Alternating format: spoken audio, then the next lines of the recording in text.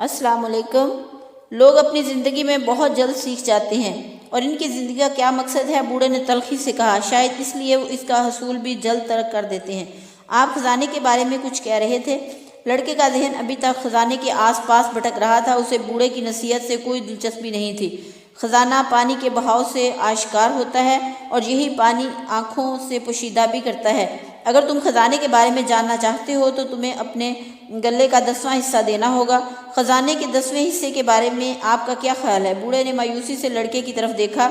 अगर तुम आगाज़ ही इस चीज़ के वादे से करो जो तुम्हारे पास है ही नहीं, तो तुम इसके हसूल की ख्वाहिश भी तर्क कर दोगे।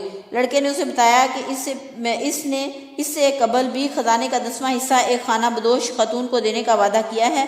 खाना बदोश इस काम में माहिर होते हैं, बूढ़े ने जवाब दिया। बहरहाल अच्छी बात यह है कि तुमने ये तो सीख लिया कि हर चीज़ की एक कीमत होती है। बूढ़े ने किताब लड़के को वापस करते हुए कहा, कल इसी जगह इसी वक्त मुझे अपने गले का 10वां हिस्सा ला दो और मैं तुम्हें खुफिया खजाने का पता बताऊंगा। इसके साथ ही बूढ़ा उठा और इमारत के कोने के पास रूपोश हो गया। लड़का दोबारा किताब पढ़ने लगा, मगर अब इसके लिए किताब पर तवज्जो देना मुश्किल हो गया था। उसे एहसास था कि बूढ़ा जो कुछ कह रहा था वही सच था।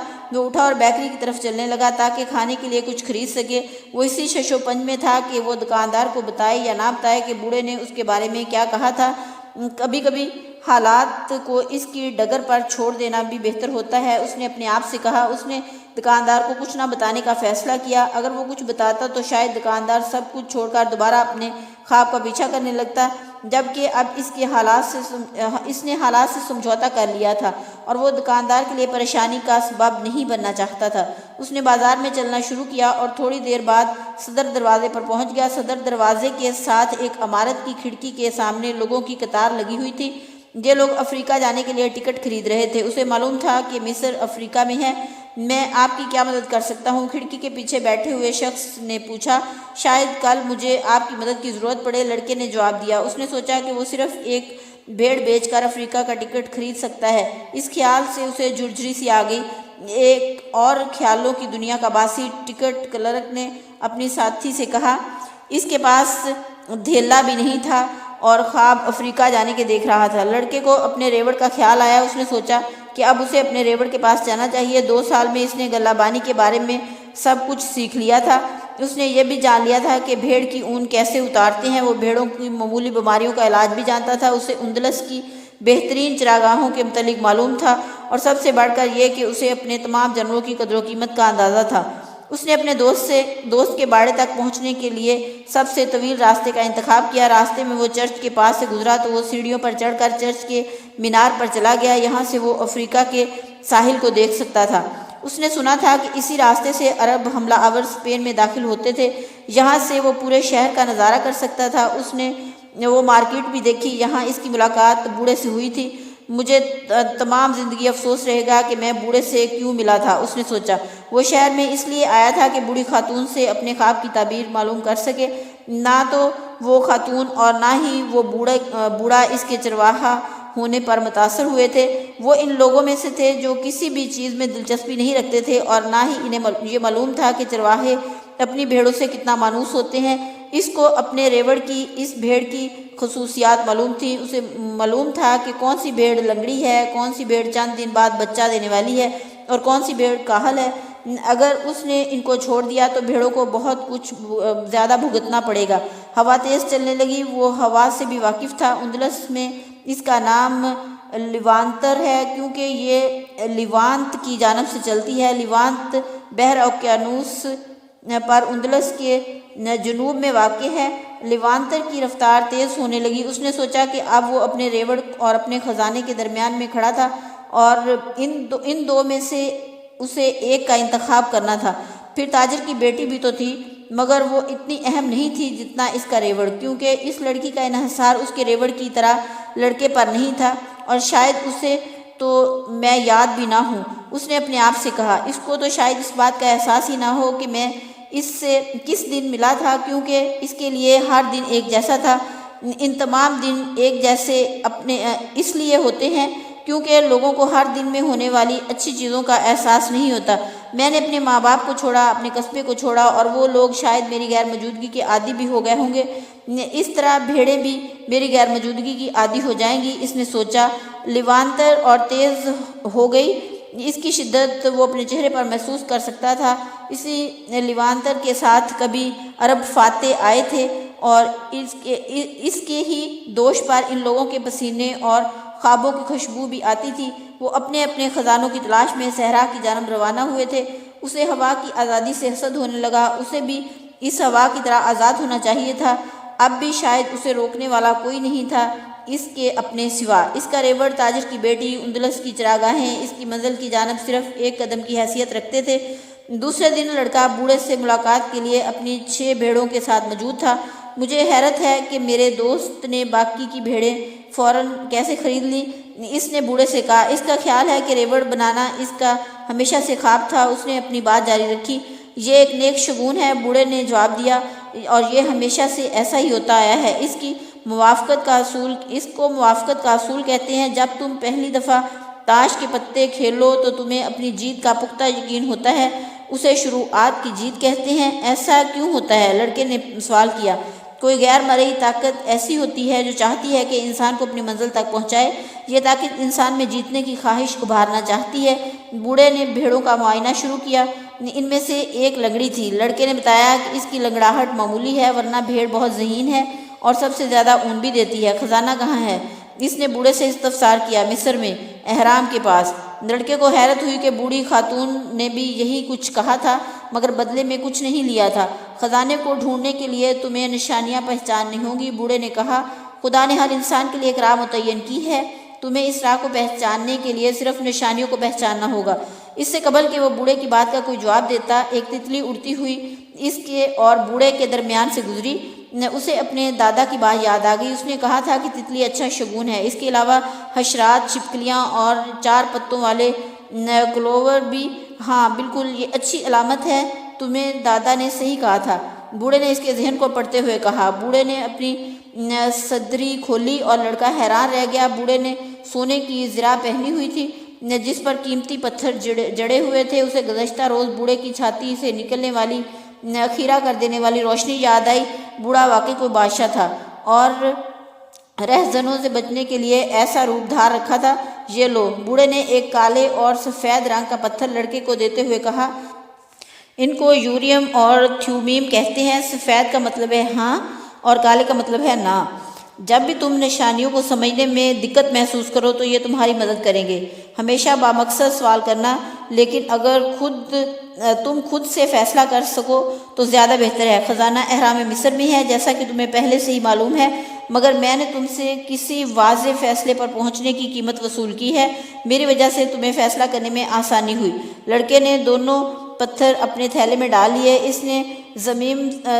اس نے مزم ارادہ کیا کہ وہ اپنے فیصلہ خود کرے گا۔ یہ مت بھولو کہ تمہارا سامنا جس بھی چیز سے ہوگا وہ صرف اکیلی ہے، اور نشانیوں کو سمجھنا یا بھولنا، اور سب سے بڑھ کر یہ کہ اپنی منزل کو کبھی نہ چھوڑنا۔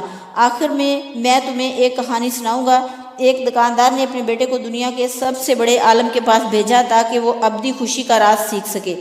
لڑکا صحرا میں 40 دن چلنے کے بعد پہاڑ پر واقع خوبصورت قلعہ پر پہنچا جہاں وہ عالم رہتا تھا۔ قلعے میں داخل ہوا تو لڑکے نے دیکھا کہ حال میں چہل پہل تھی۔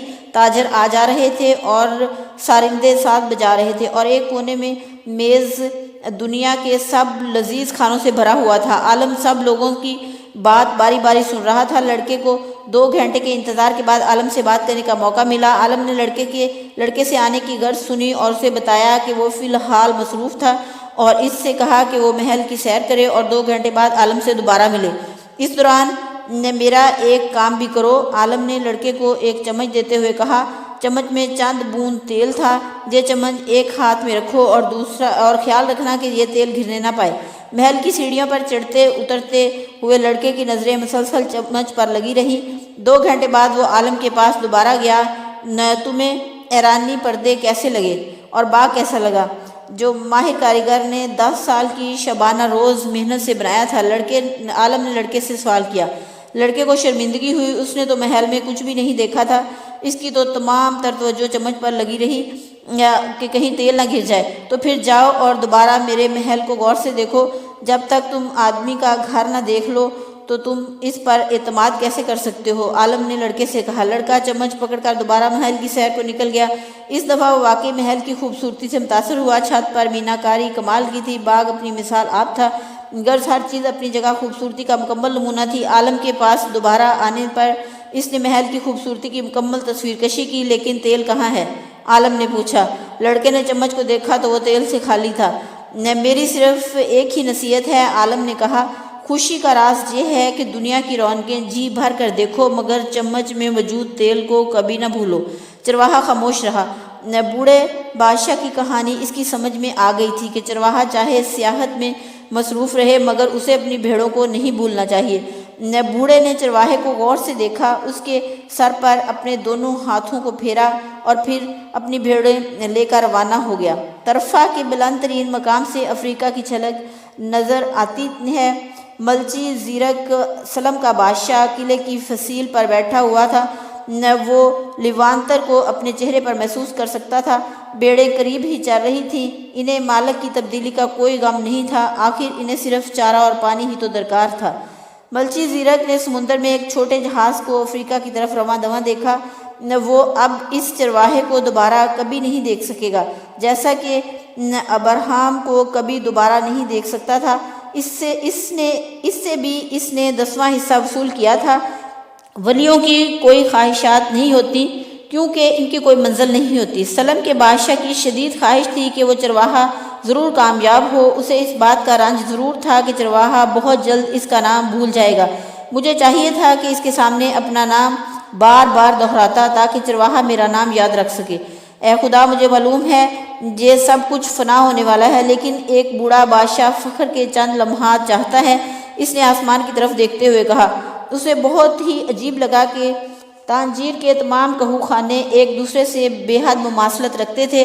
کچھ لوگ ایک طویل پائپ سے کش لگاتے تھے اور پھر ایک دوسرے آدمی کو تھما دیتے تھے۔ بعد میں اسے معلوم ہوا کہ اس پائپ کا نام ہوکا ہے۔ لوگ ہاتھوں میں ہاتھ ڈال کر بازاروں میں گھوم رہے تھے، عورتوں کے چہروں پر نقاب تھے۔ وقفے کے بعد مذہبی رہنما ایک مینار پر چڑھ کر زور زور سے کچھ پکارتا تھا، جسے سن کر لوگ بار بار جھکتے تھے اور اپنا ماتھا زمین پر ٹیکتے تھے۔ غیر مسیحیوں کی عبادت، اس نے سوچا۔ یہ اس نے بچپن میں مدرسے میں بھی پڑھا تھا۔ سینٹ سنیتا گو اپنے سفید گھوڑے پر سوار بے نیام تلوار لیے اسے ہمیشہ بہت مسحور کن لگتا تھا۔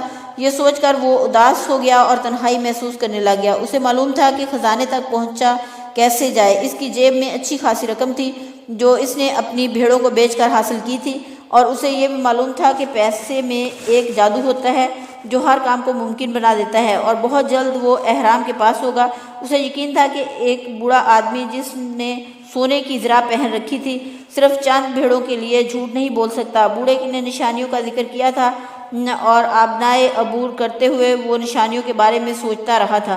اسے معلوم تھا کہ بوڑھا کیا کہہ رہا ہے۔ اندلس کے میدانوں سے گزرتے ہوئے اسے ہمیشہ ادراک ہو جاتا تھا کہ اسے کون سا راستہ اختیار کرنا چاہیے۔ اپنے مشاہدے سے اس نے سیکھا تھا کہ ایک خاص قسم کی جڑی بوٹی اس بات کی علامت تھی کہ پانی نزدیک ہے، اور ایک خاص قسم کے پرندے کی موجودگی ارد گرد سانپ کی موجودگی کی علامت ہے۔ یہ سب اس نے اپنی بھیڑوں کی صحبت میں سیکھا تھا۔ اگر خدا بھیڑوں کو راستہ سمجھا سکتا ہے تو پھر انسان کو کس طرح بھٹکنے کے لیے چھوڑ دے گا؟ اس خیال نے اسے طمانینت محسوس ہوئی اور قہوے کی کڑواہٹ بھی کم ہو گئی۔ تم کون ہو؟ اس نے ہسپانوی زبان میں اس سے پوچھا۔ لڑکے کو اطمینان ہوا۔ وہ ابھی نشانیوں کے بارے میں سوچ رہا تھا اور پہلی نشانی ظہور پذیر ہو گئی تھی۔ تم ہسپانوی کیسے بول لیتے ہو؟ اس نے سوال کرنے والے سے الٹا سوال کیا۔ نووارد مغربی لباس میں ملبوس ایک نوجوان تھا، لیکن اس کی رنگت اور اس کے مقامی ہونے کی چگلی کھا رہی تھی۔ وہ چرواہے کی عمر اور قد بت کا تھا۔ یہاں ہر کوئی ہسپانوی بول سکتا ہے، ہم اسپین سے صرف 2 گھنٹے کی مسافت پر ہیں۔ نووارد نے جواب دیا، بہتر، مجھے اپنی خدمت کا موقع دو اور میرے لیے بھی ایک گلاس شراب منگوا دو۔ مجھے یہ کڑوا قہوہ اچھا نہیں لگا، اس نے نووارد سے کہا۔ اس ملک میں شراب نہیں مل سکتی، ہمارے مذہب میں اس کی ممانعت ہے، نووارد نے جواب دیا۔ لڑکے نے اسے بتایا کہ اسے احرام مصر جانا ہے۔ اس سے پہلے تو نووارد کو خزانے کے بارے میں بتانے کا ارادہ کیا، مگر پھر کچھ سوچ کر خاموش ہو گیا۔